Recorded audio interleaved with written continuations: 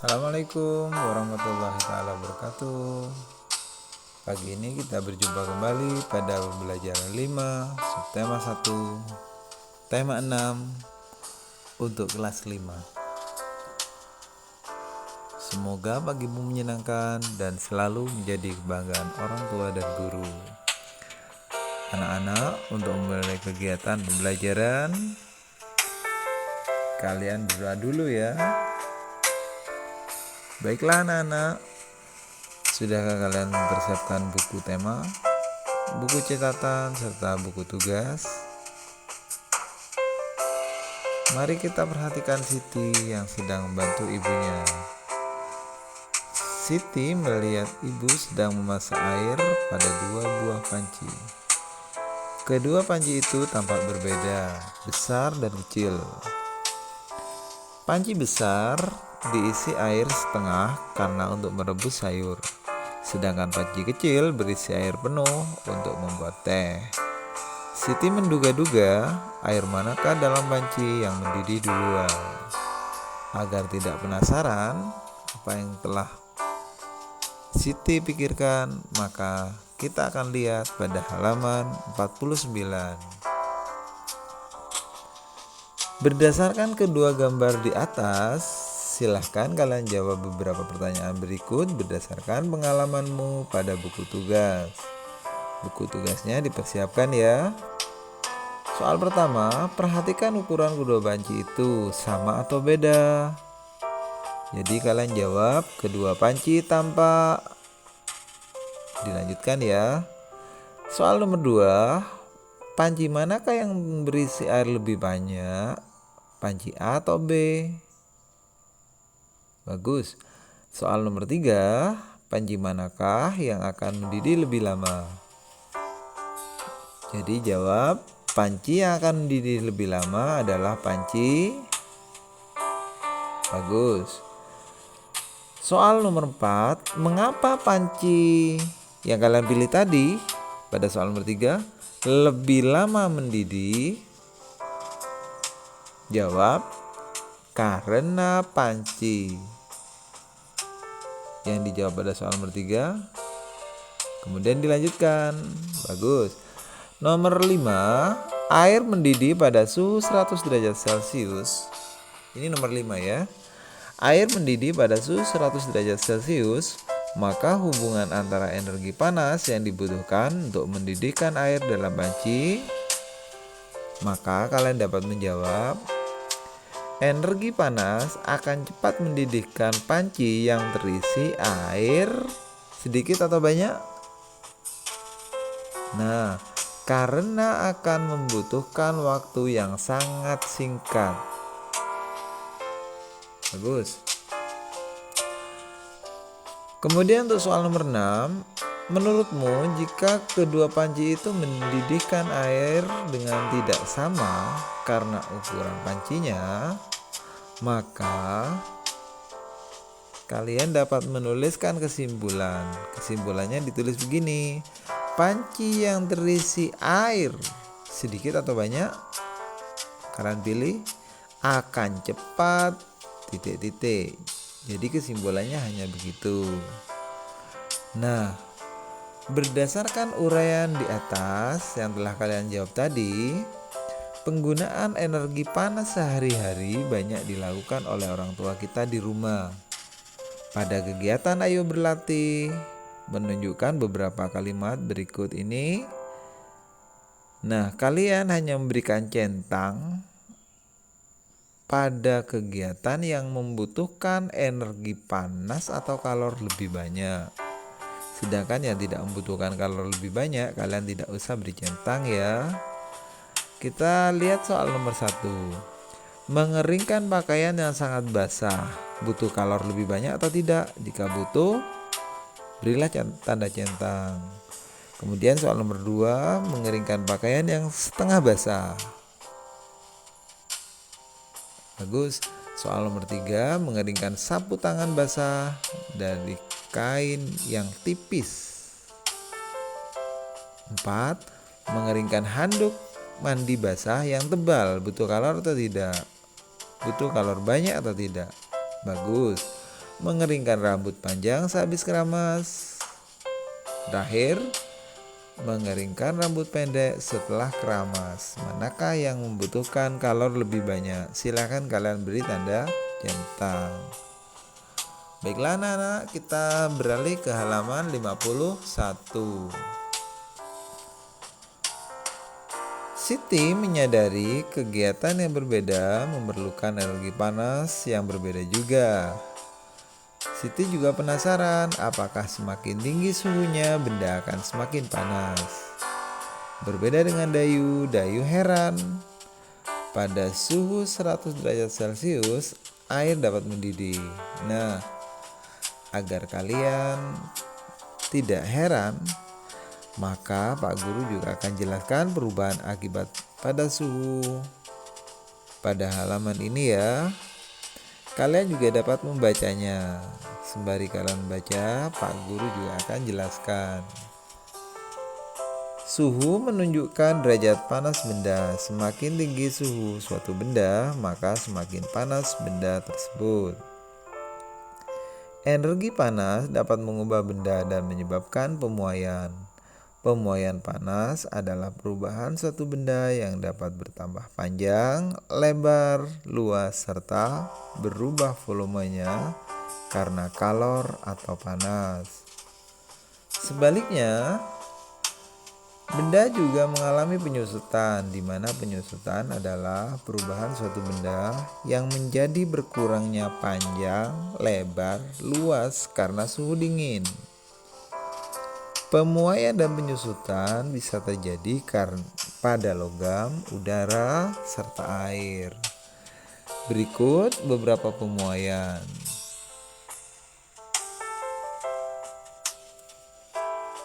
Pertama, pemasangan jendela. Jendela yang dipasang oleh Pak Tukang dengan ukuran kaca yang sedikit lebih kecil dari lubang kaca. Hal ini memberi ruang pada kaca saat terjadi pemuaian agar tidak pecah. Juga menghindari kaca saat ada bunyi keras seperti petir dan akibat getaran lain yang menyebabkan benda menjadi pecah.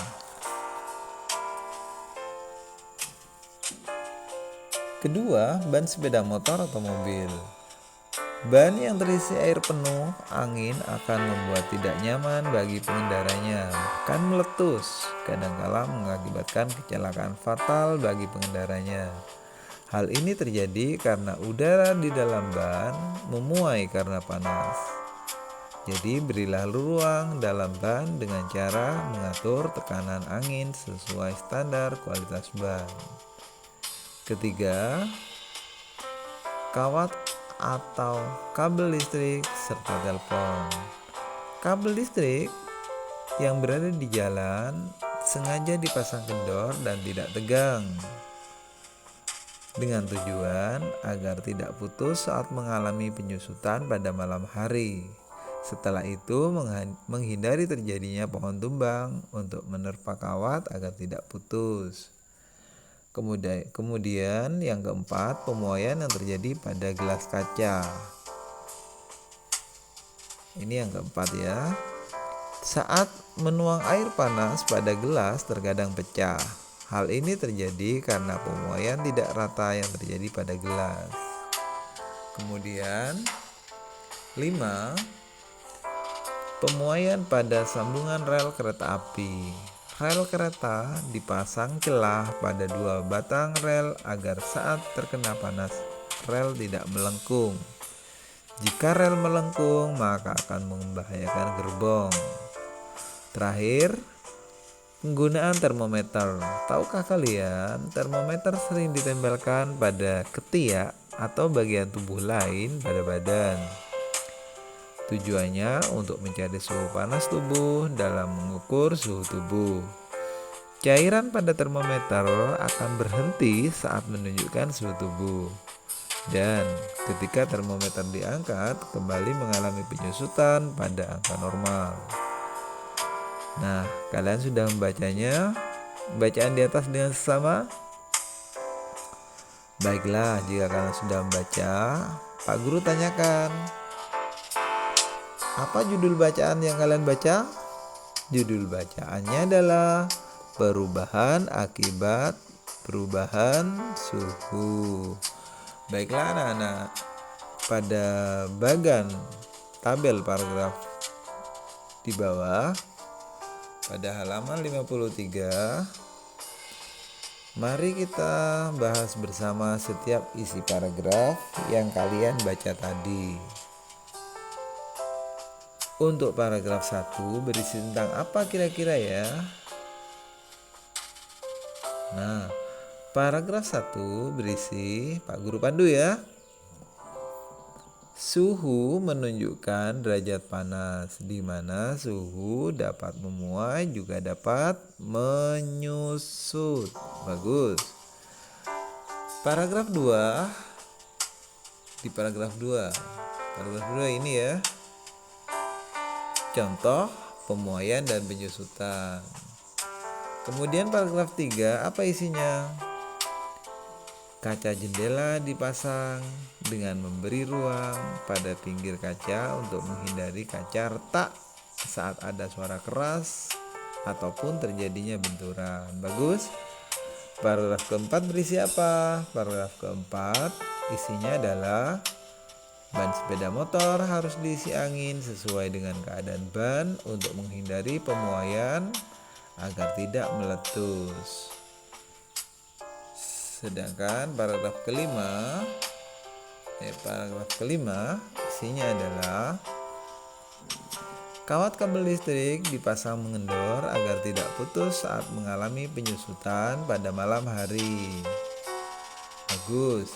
Paragraf ke-6, gelas basah atau gelas dingin jangan langsung dituangi air panas agar tidak terjadi pemuaian dan pecah. Kita ke paragraf 7. Paragraf 7 berisi lintasan rel dipasang celah agar rel tidak melengkung saat terkena panas. Paragraf terakhir, isi dari paragraf terakhir adalah termometer selalu didekatkan pada suhu panas dan memuai saat dilepas, maka termometer kembali menyusut pada angka semula. Nah, kalian sudah mengisi ke-8 paragraf itu, isi dari bacaan yang telah kalian baca. Nah, kemudian pada halaman 54, kesimpulannya adalah kesimpulan dari bacaan yang telah kalian baca tadi. Jangan lupa ditulis ya kesimpulan dari tadi, dari apa yang telah kalian baca dan juga dijelaskan oleh Pak Guru ya. Nah, jangan lupa tanggal pengerjaannya di atas dipasang. Kalian hanya dapat menuliskan kesimpulannya di bukunya. Tanggalnya dipasang, tanggal pengerjaannya, juga bulan serta tahunnya. Baiklah anak-anak, Pak Guru lanjutkan di halaman 54 ya. Nenek moyang kita telah mengetahui adanya pemuaian dan penyusutan yang dibuktikan pada pengerjaan lintasan rel. Mereka juga telah mengetahui logam tidak hanya memuai tetapi juga dapat melebur. Hal ini dibuktikan dengan beberapa alat musik gamelan yang dibuat dari logam, timah, serta tembaga. Mari kita lihat ya. Nah, berikut contoh alat musik gamelan Jawa. Gamelan adalah salah satu alat musik yang digunakan untuk mengiringi lagu-lagu pada tangga nada pentatonis. Lagu pentatonis yaitu slendro dan pelok.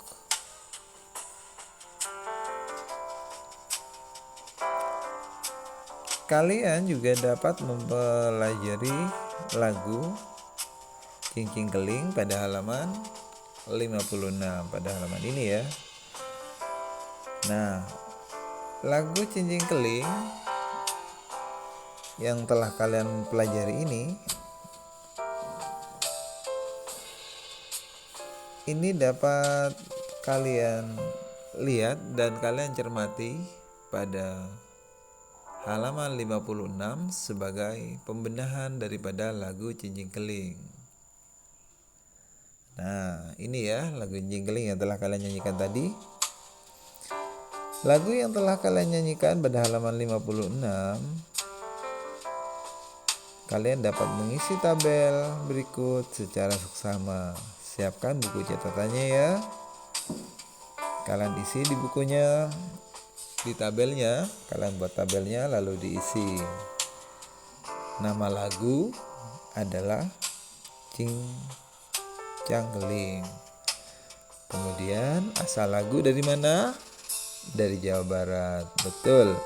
Kemudian tangga nada yang digunakan adalah slendro. Mengapa slendro? Karena hanya memakai 5 nada pokok. Nada pokok tersebut adalah do, re, mi, sol, dan la. Kemudian apa arti lagu syair tersebut? Artinya begini ya. Dicatat ya. Hati yang baik adalah hati yang penuh ketenangan, ketetapan yang tidak mudah goyah. Dengan hati yang tenang tentunya menumbuhkan rasa kedamaian serta menuntun manusia ke jalan kebaikan. Dengan segala kebaikan dalam hidup kita akan mengantarkan kita jalan yang direstuinya. Itu artinya ya. Lalu kesan apa yang kita dapat ambil dari lagu ini? Lagu ini dapat kita ambil kesannya yaitu riang, gembira, senang, dan semacamnya, karena lagu ini memang diperuntukkan untuk kalian. Nah, ulangi lagu Cincang Keling tersebut sehingga kalian dapat menghayati lagu tersebut ya. Banyak pelajaran yang mungkin kalian dapat untuk menambah pengetahuan hari ini. Semoga kita dapat bersua kembali pada pelajaran selanjutnya. Terima kasih siswa kelas 5. Semoga kita selalu diberi perlindungan olehnya. Wassalamualaikum warahmatullahi taala wabarakatuh.